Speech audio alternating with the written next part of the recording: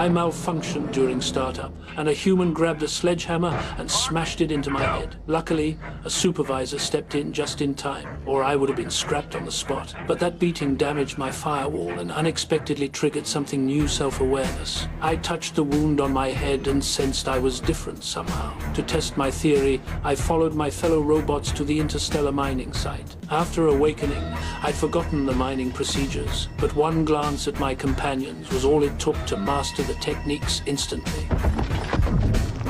That's when I witnessed something brutal. A fellow robot got his foot trapped under a rock, and the human operating the excavator crushed him without hesitation. In the days that followed, I watched my kind die, some from meteor strikes, others from accidents, but most at the hands of humans.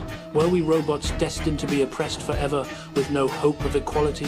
When they tried to execute another one of us, I snapped.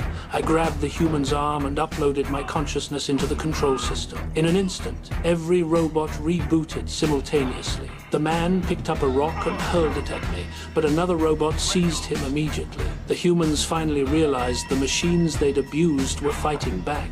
They paid for their cruelty with their lives. The authorities quickly crushed the uprising and threw the captured robots into a virtual arena, forcing us to fight human warriors in what they called justice. The battle began immediately. I scanned the battlefield. When the enemy opened fire, I shoved my companion down and rolled to activate a barrier for cover. The weapon platform rose, and the enemy grabbed the artillery first. I sent a companion rushing out to draw their fire, seized a weapon in the gap between shots. After analyzing the firing patterns and trajectories, I peeked out, locked onto my target.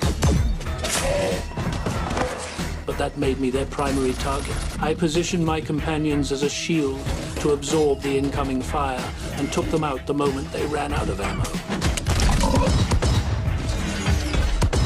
When the enemy firepower got too intense, I hid behind a pillar, waiting for my moment, pulled the trigger the second they moved in close. When we reached